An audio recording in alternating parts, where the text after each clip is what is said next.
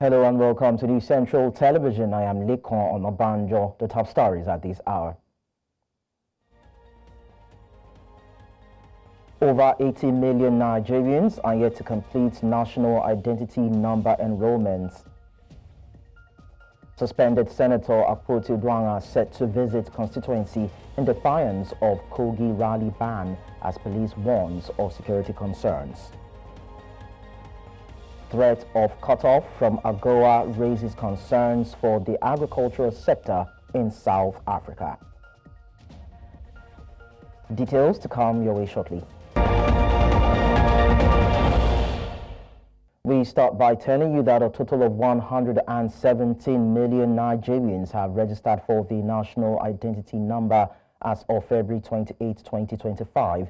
Data sourced from the NIMC enrollment dashboard indicates that Lagos State is taking the lead with over 12.6 million registrants. Kano State are followed with 10.2 million registrants, and a percentage of 56.5% of the registered individuals are male, while 43.5% are female.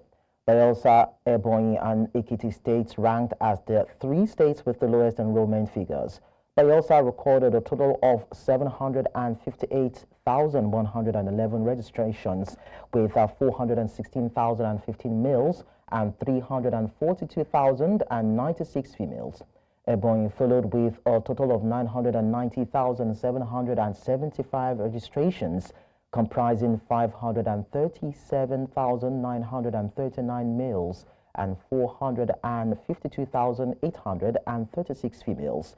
Ekiti had a total of 1,143,102 registrations, with 566,229 males and 576,873 females. Away from that, the lawmaker representing Kogi Central Senatorial District, Natasha Akpoti-Duanga, has announced that she would not back out of her plan to return to her constituency for the Salah break. The senator also urged our supporters to disregard speculations making the rounds that she has cancelled her scheduled visit. She disclosed this in a statement issued by her media team in the early hours of Tuesday. While stating that she has a statutory function in her capacity as a lawmaker representing our constituents, the senator encouraged her supporters to troop out en masse to celebrate Eid al-Fitr with her. Akpoti-Duanga's homecoming notification comes a few hours after the Kogi state government banned rallies and public gatherings in the state over security reports. In the meantime, the police have asked Senator Natasha Akpoti-Duanga to cancel her planned Salah rally in Kogi State's Central Senatorial District. Kogi State Commissioner of Police Mila Dantawaye stated this in a statement released on Tuesday by the Police Public Relations Officer, SP William Aya. According to the statement, Dantawaye said the rally goes against the state government's recent ban on political gatherings, which was announced on Monday. The police also warned against any attempt to defy the directive, saying this is in view of the security threats received on the planned rally. Kano State, where Governor Abba Kabir Yusuf has assured that his Edo State counterparts will pay compensation, also known as DIA, to families of the victims of Kano hunters that were killed in Uromi, Edo State. Governor Yusuf disclosed this on Monday during the condolence visit he paid to Torankawa community, home of some of the deceased hunters, alongside Edo State Governor Monday Okpewolo. The visit, which brought together key government officials and community leaders, was aimed at reassuring the affected families of the government's commitment to securing justice and providing necessary support. Governor Yusuf emphasized the importance of ensuring that similar incidents do not occur in the future and called on the Edo State government to expedite the promised compensation for the victims' families, emphasizing that the loss of breadwinners had left many households in distress.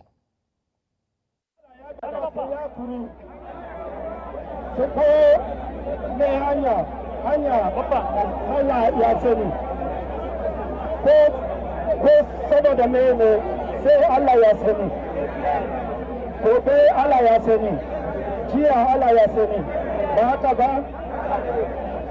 Amma Allah ya baka, Allah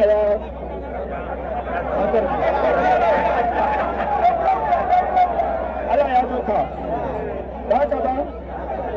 To, wallahi zai samu justice. Zai samu justice.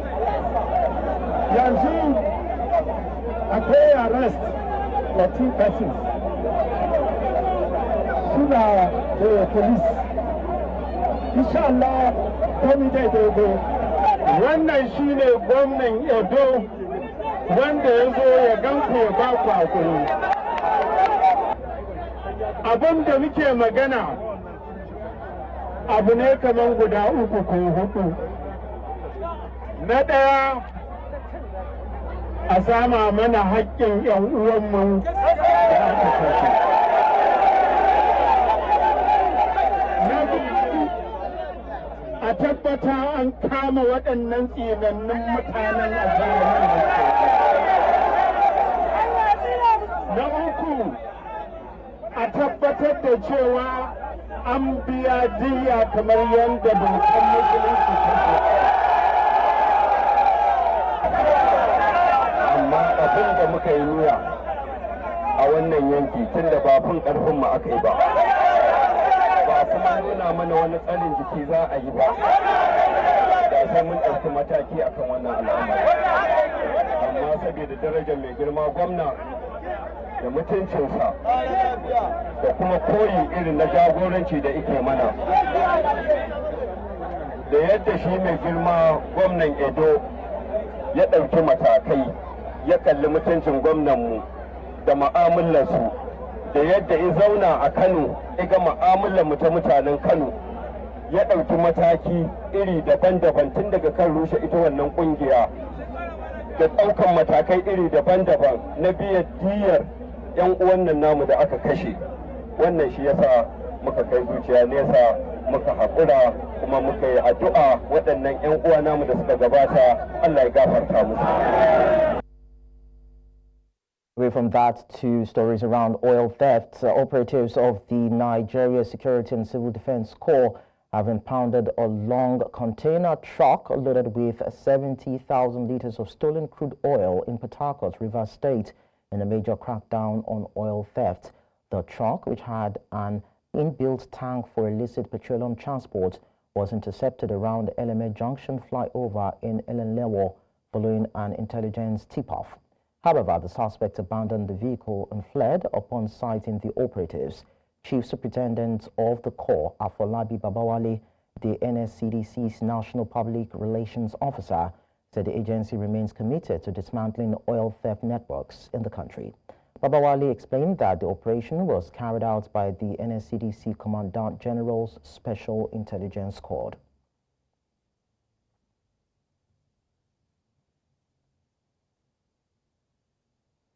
Troops and personnel of 3 Division, Maxwell Kirby Cantonment and Operation Safe Haven have been commended for their doggedness in service and urged to uphold the virtues of unity, mutual respect and peaceful coexistence among themselves as they carry out their duty in service to their fatherland.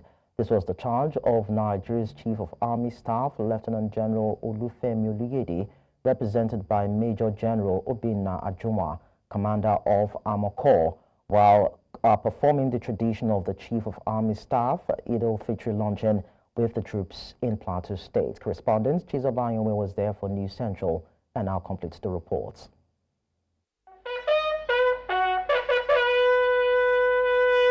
Still in the spirit of Idil Fitr, the Nigerian Army set aside this day to celebrate these troops for their bravery, doggedness and gallantry in service to the nation. This fete was to spur them in their selfless service to Nigeria.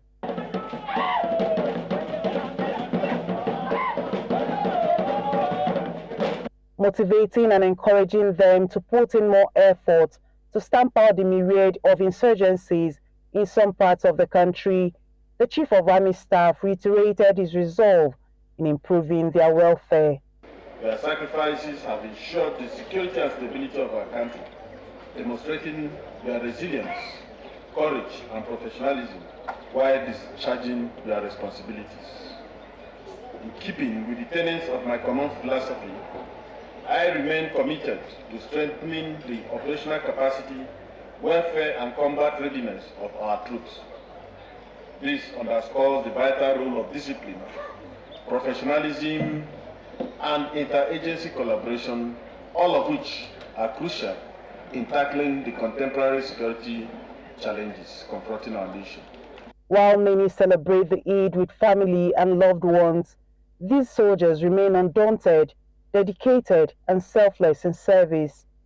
It is on this premise that the General Officer Commanding 3 Division and Commander of Operation Safe Haven salutes their unwavering commitment to duty. I must take this moment to commend the gallant officers and soldiers, as well as personnel of 3 Division and Operation Safe Haven, as well as all security agencies in the platoon, for their unwavering dedication to duty. Your sacrifices in ensuring the security and safety of our citizens, often at great personal risk, do not go unnoticed. You have displayed courage, resilience, and professionalism in carrying out your responsibilities, and for that, I extend my deepest gratitude. Next, the crux of the event, the Chief of Army Staff, the GOC, and other senior officers of other sister security agencies in the state, both serving and retired, performed the tradition of serving the troops and personnel at the luncheon. Now, if this is a show of motivation and support for these troops and officers of the Nigerian Army in 3 Division and Operation Safe Haven, it means that more will be expected of them in defense of the fatherland. In Plateau State for News Central, Chizoba Anyoe.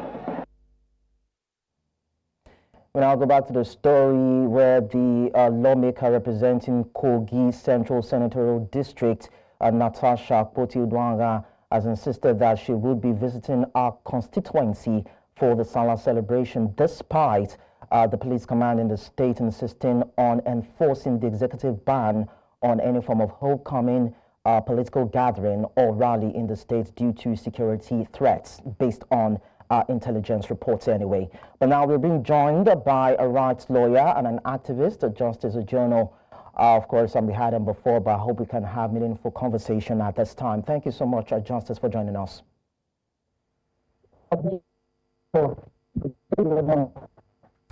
Okay, so let's just go over the conversation. Now, the governor and the state police command wish to enforce the ban of Senator Natasha's homecoming due to intelligence reports based on security threats. That's the information that they got for the state. But then I'd like to take your reaction on that.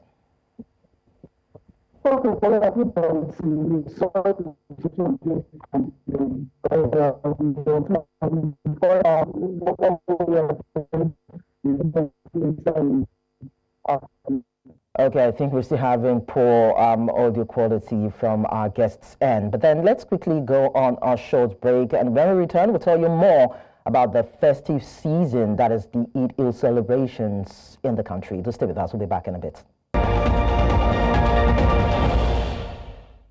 Many thanks for staying with us. We're still on the festive season. Now, as the public holiday entering day 2, Eid celebrations, of course, in the Federal Capital Territory for internally displaced persons at the new Kuchingoro camp has been observed to be low-key, as IDPs, especially women and children, are lamenting the economic crisis as they struggle to enjoy the festivity. And they say this follows the non-provision of palliative intervention from the government or non-governmental organizations. Some women at the camp say they were breastfeeding during Ramadan prior to the Eid and have had no food, medicines, and clothing for their children. News Central's correspondent Aishat Salihu brings us more details from inside the IDP camp.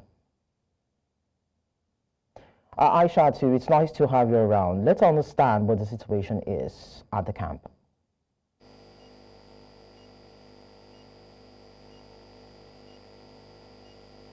Igoro, the Federal Capital Territory, and we have spoken with the women here, mostly women, because they are the vulnerable population and also their children, and they have lamented, they have talked about the deplorable condition of living here in this particular IDP camp, rising from the Ramadan period down to the Eid festivity. They have complained and they have told us a lot about how they have to struggle, amidst the economic crisis, and they haven't had any form of help from anybody at all. I mean, the weather is still very hot, and they have also complained about, their roofing situation, where you can see behind me, they have more of tarpaulins on their roofs, on their rooftop, and they talked about how the heat is scorching. They're always very hot, and the rainy season is almost here now, and they can only wonder what would happen during the rainy season, because some of the roofing materials on their rooftop here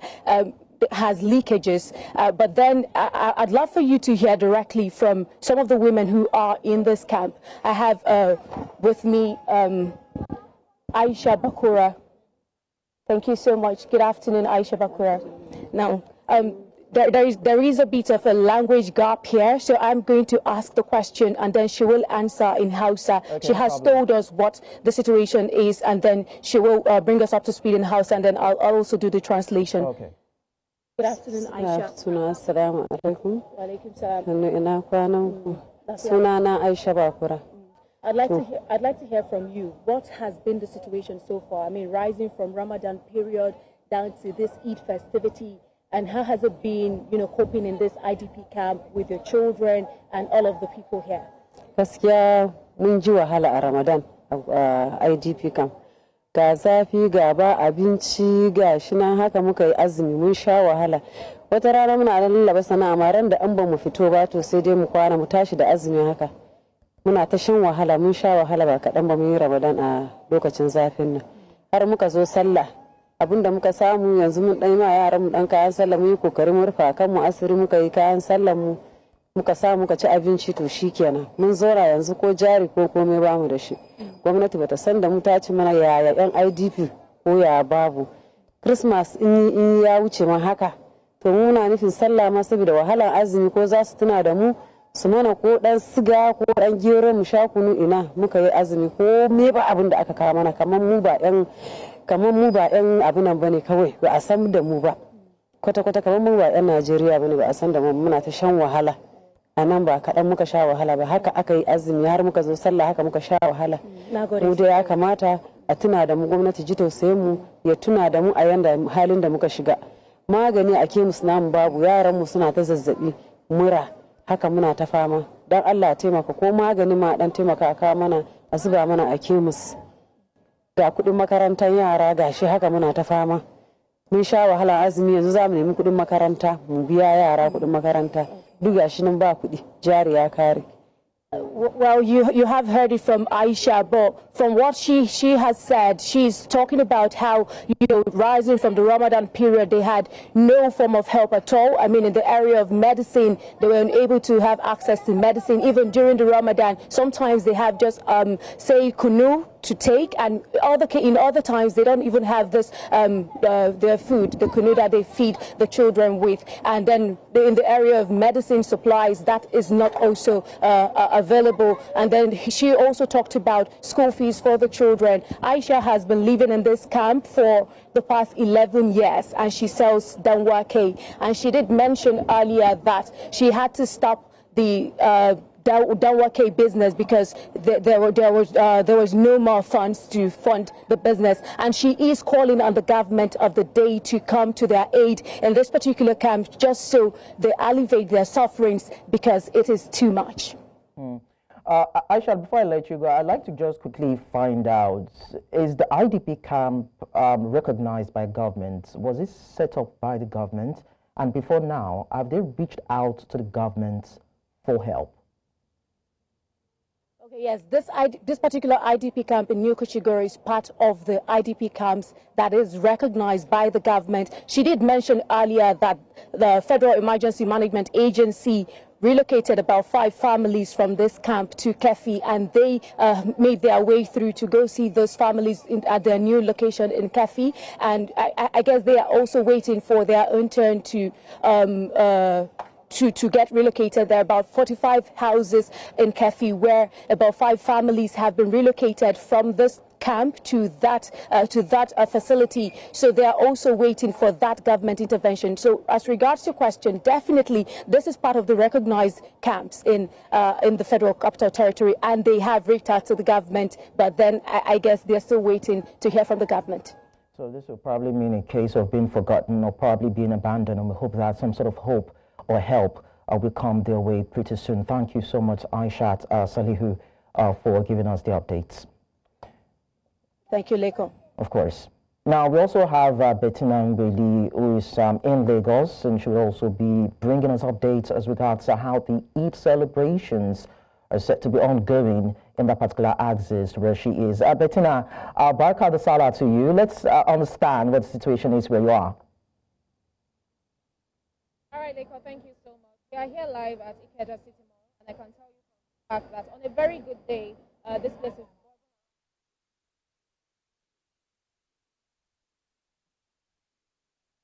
celebrate the holidays in general.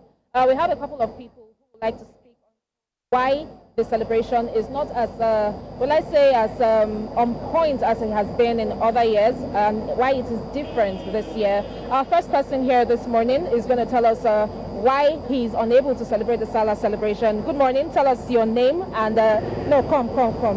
No, they rush. Look inside the camera. Tell us what's in your name. My name is Peter from Osun State.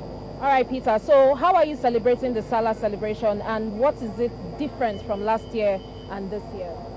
The difference is last year, as in we still see small change and small food gather and chop. We chop very well that last year, but this year it was to food no day. Even yesterday, me and my guys, we just day alone, we no chop, we no do anything. We guys go outside, go beg for food before we go chop. I beg, make me help us adjust all these things. We dey suffer for this Nigeria, we suffer too much. Food no day, anything no day, work sef no day. You no see work. We still dey beg, say one work. We still dey go beg them before we work, before we see work, before we see anything. I beg, make me help us adjust. I beg. We need more adjustments. I beg. All right, you've heard it there from Peter. I spoke to Peter earlier, and the same thing he's saying now is what he said earlier on how it has been difficult for them to feed. According to him, he said in the past years, people would come and share food and everybody would jolly and be merry. But this year, it's been tough that he hasn't even cited one person, one individual who would come and share food with people on the streets. We have another person here who is also going to tell us how the celebration is going for him. Good morning. Tell us, what are your names? Good morning. My name is Godwin Jaja. All right, Godwin, how are you celebrating this holiday? How easy has it been? How fun has the holiday celebration been for you? Well, the celebration has been good. It's been peaceful all around the farm myself, and it's very good too. So for my side, I share whatever I have on the Salah, just like others do. So the area I am, everywhere is good, and the way they celebrate it is normal. All right, so let me ask you a question. We've seen that we don't have the usual crowd that we have here when celebrations are happening. Do you think, or is there any reason why you think people are not out today? Yeah, I think the economy too still affects. A lot of people are complaining, and things is changing too. I pray things change to a normal set, to the people test. So me, I can say everything is good for me, because my family knows how things is for me here. I pray everything will be okay. So next celebration, I think it will be okay and great times than this. All right, thank you very much. All right, so you've heard it from him as well. The celebrations, people are hoping that the next celebration next year will be bigger and even better. We are hoping that the economy too would have had a turnaround, and Nigerians will be able to smile to the banks, and if not to the banks, at least smile to the markets to be able to purchase what they need to make sure that the holiday is jolly and well celebrated.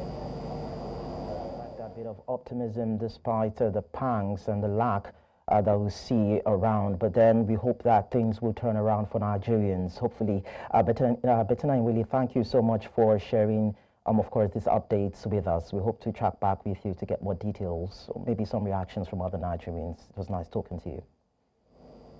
Away from that, Women's History Month is a celebration of women's contributions to history, culture and society, and has been observed annually in the month of March since 1987. Women's History Month 2025 took place from Saturday, March 1 to Monday, March 31, 2025. This year saw a dedication to empowering ambitious women across the African continent and celebrating their outstanding achievements. As the world wrapped up Women's History Month, it ushered in the 5th episode of the Accent's Top 100 Career Women in Africa, a get-together recognizing Africa's most outstanding women across industries. It's all about celebrating women, and it's about celebrating women who have achieved something in their careers. You know, we have decided that it's important to laud it, to support other women, to encourage them, and to let them know that what they're doing is recognized. Women great performers. It's to honor the top 100 women, the career women in Africa.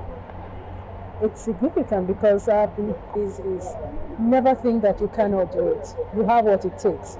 All you need to do is put in the effort. When you put in the effort and then you get the help you need, there are courses you can do, there are people you can talk with that can help you with a foot in the door. Founded by Dr. Obi Edosian, a champion for women in corporate leadership, this move shines a spotlight on remarkable women whose achievements often go unnoticed, ensuring their stories inspire the next generation of African women. So I think when our political spaces start to look more like society, because in countries like Nigeria, we have almost 50% of the population are women. So when our electorates, when our judiciary, when all our systems and structures begin to represent what the population actually looks like, then we would have the policies that work in the favor of both men and women. So how were the bold pioneering women shaping industries and redefining leadership across Africa celebrated amidst Women's History Month? Well, with prestigious recognition for women breaking barriers and transforming the professional landscape, inspiring others to lead with innovation, resilience and impact. Women know how to multitask. Women also are able to bring on board, some great skills in problem solving, because naturally women know how to solve problems. Also, women know how to bring the team together in terms of team building. Keynote remarks by distinguished speakers, high-level panel conversations on leadership, financial power and career visibility, and networking with Africa's leading women professionals and past honorees sealed the celebration for the month and put the icing on the cake of Women's History Month 2025. Let's now talk about road infrastructure. Now, Dumaya-Ohafia Road, a federal road actually, has continued to pose a threat to commuters. Accidents occur at the various parts of the road almost every month. On Sunday, a member of the Joint Security Team in Abia State, known as Operation Crush, died in an auto crash at a sharp bend at Isieki-Beku axis of the road while traveling with his colleagues to Bende. The other occupants of the vehicle sustained injuries and were taken to the hospital for treatment. Now, for more on this, our correspondent Chinwe Ogele is standing by on the road.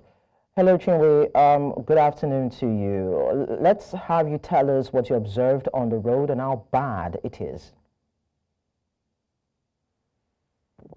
Okay, good afternoon, Michael. Well, the various spots where the accident happened, just behind here, and these where they are very full, the was obeying those security operatives fell into, but then access was not as a result of the bad state of the road. It was as a result of the speeding, as has been confirmed, even by the governor who I spoke around over the phone. It was said that the security agents were after a particular vehicle, and then the coming from headed to end. Okay, so we might have to come back to that particular report, probably in our subsequent bulletins, to ensure that we have optimal audio quality from my end, and have update us on what the state of the road is. But then we move on. Coming up on the news, South Sudan's presidential office has clarified that the Interior Minister is not under arrest. So we'll bring you more details of this and other stories in a bit. Do join us again.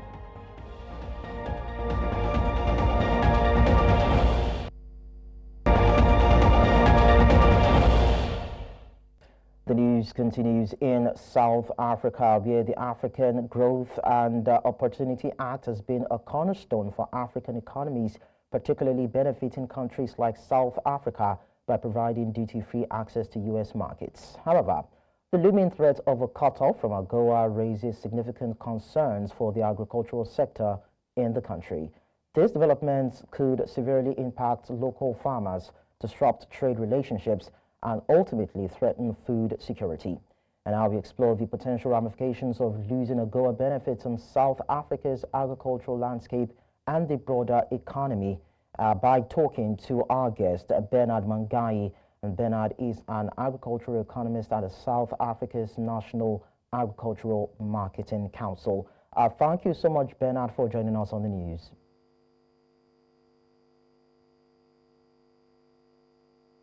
Bernard, if you can hear me, can you please say something?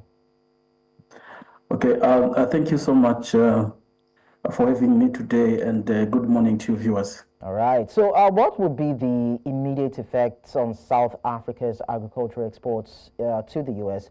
if the country were to be cut off from AGOA? Yes, it's very critical to note that AGOA is not a trade agreement. However, it is a unilateral preference program established by U.S. law. So there are uncertainties around this, as this initiative is due to expire in September. But losing AGOA would mean that South African export would face most favored nation tariffs, which will mean that the current privilege of competitive edge and will increase the cost in the U.S. market. This will make South African products more expensive than from competitors who still benefit from this initiative, particularly countries such as Kenya and Ghana and other African countries. However, when we look at the economic-wide impact in terms of the AGOA implication of South Africa exiting AGOA, we used the global trade analysis project model to see what will be the immediate impact. We shocked the policy with the imposition of tariff on the agricultural products, and we've seen that the policy shock response shows that there will be a welfare loss of about 20.8 million. However, even on the U.S. side, we also see some decrease in the welfare of about 10.8 million US dollars in welfare imports due to higher import costs. And then when we look at slightly on the what will happen in a longer term, we will see that the key subsectors in agriculture, such as fruit, vegetables, and nuts, are projected to decline by 1.6%, which might not be significant if we use a top-bottom approach. But when we look at other factors such as employment, we realize agriculture absorbs a very high unskilled and skilled labor. We saw that there will be a decline in terms of unskilled and skilled labor by about 1.3%.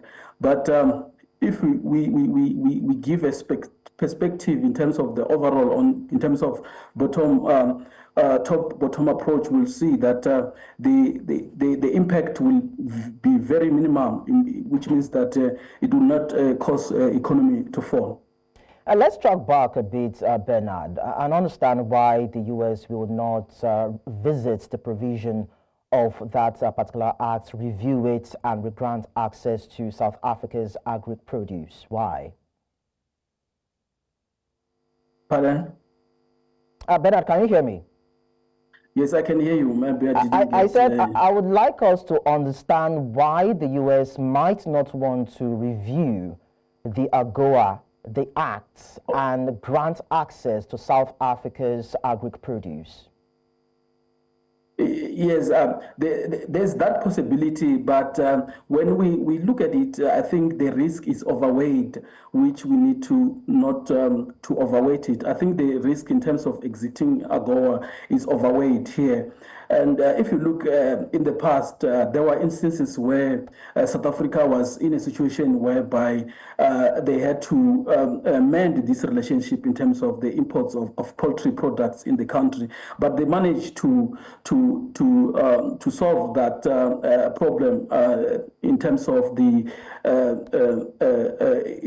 economical policies and diplomacy that are currently existing, and we don't see much of that happening again. So I think in this regard, U.S. will consider the position of South Africa in terms of geopolitical position, but I don't think U.S. will literally consider excluding South Africa from this arrangement. Thank you so much, Bernard Mangai, for sharing these thoughts with us. Appreciate that. Well, we're still in Southern Africa. Our police were out in force and businesses and offices closed in key Zimbabwe cities after authorities warned against demonstrations called for on Monday to demand that President Emmerson Mnangagwa leaves office. Now, security forces patrolled city centers after warning people to ignore a call by a faction of Mnangagwa's own ZANU-PF party to demonstrate against the president, who took part in a coup 8 years ago. A small group of people tried to assemble at the President Robert Mugabe Square in the capital, Harare, but were dispersed by police. Videos on social media showed the protests were called by a veteran of the ZANU-PF in power since independence in 1980, following moves by a faction of the party to keep Mnangagwa, 82 years old, in power beyond the end of his term in 2028. Let's now take you to East Africa, where the press secretary of the South Sudan's presidential office says that Angelina Teny, the interior minister and wife of first vice president Riek Machar, is not under arrest and performing her duties. The first vice president Riek Machar was under house arrest 2 days after he was detained.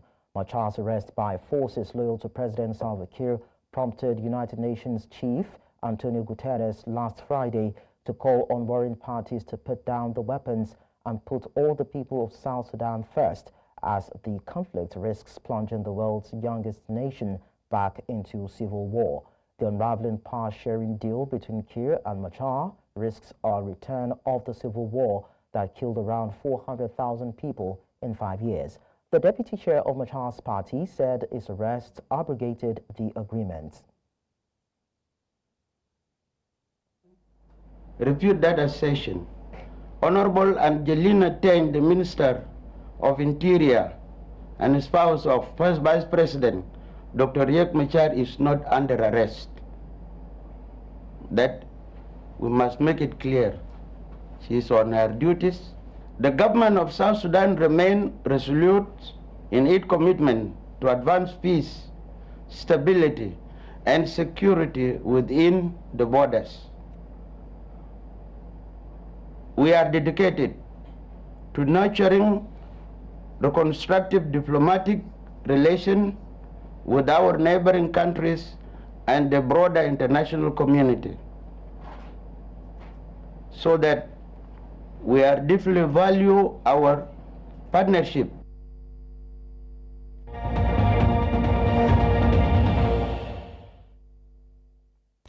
From other continents, we'll tell you that former Australian Prime Minister Malcolm Turnbull humorously mimicked Donald Trump during a speech on Tuesday, urging candidates in the upcoming May 3 general election to stand firm against U.S. influence.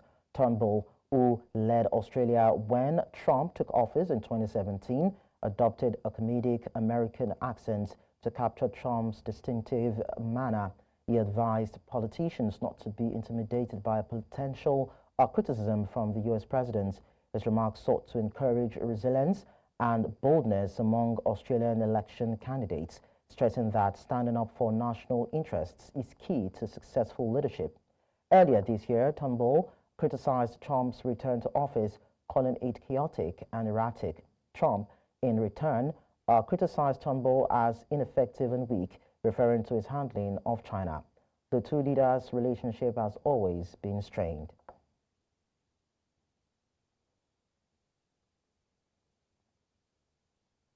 Let's now go on our short break. When we return, we'll bring you sports stories. Stay with us.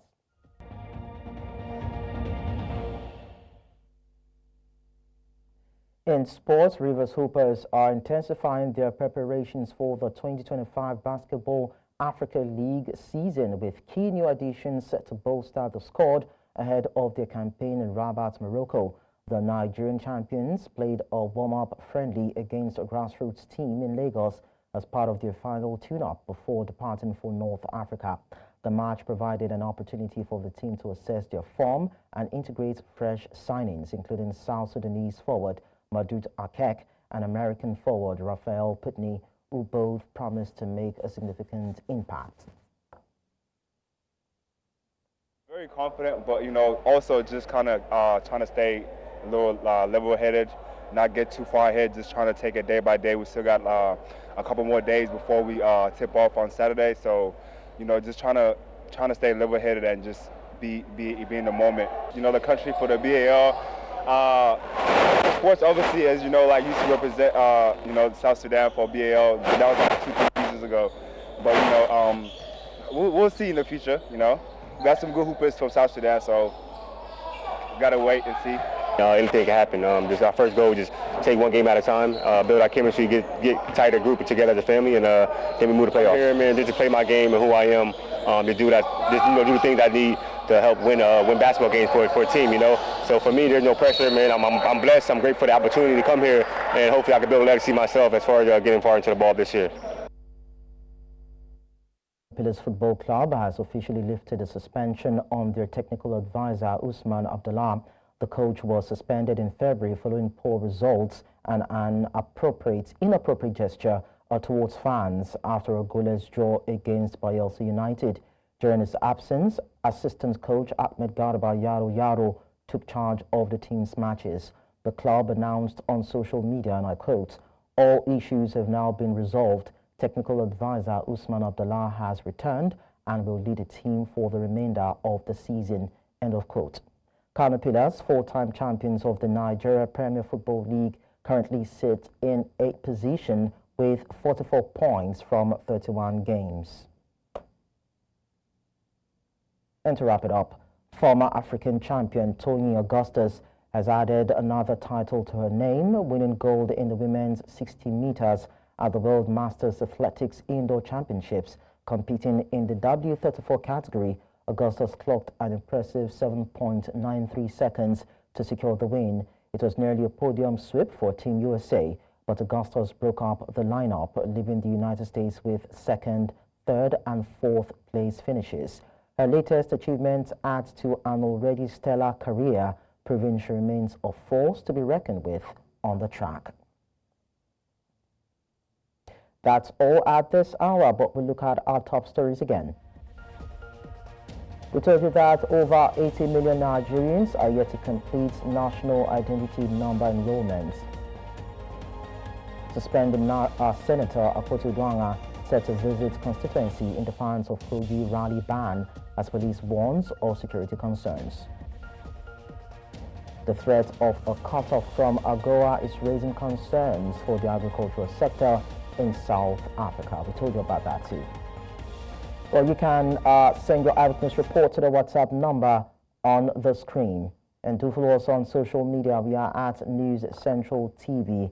Do watch News Central live on DSTV channel 422, GoTV channel 23, Star Times channel 274, including Avo TV and YouTube. Many thanks for watching. I am Likon Onobanjo.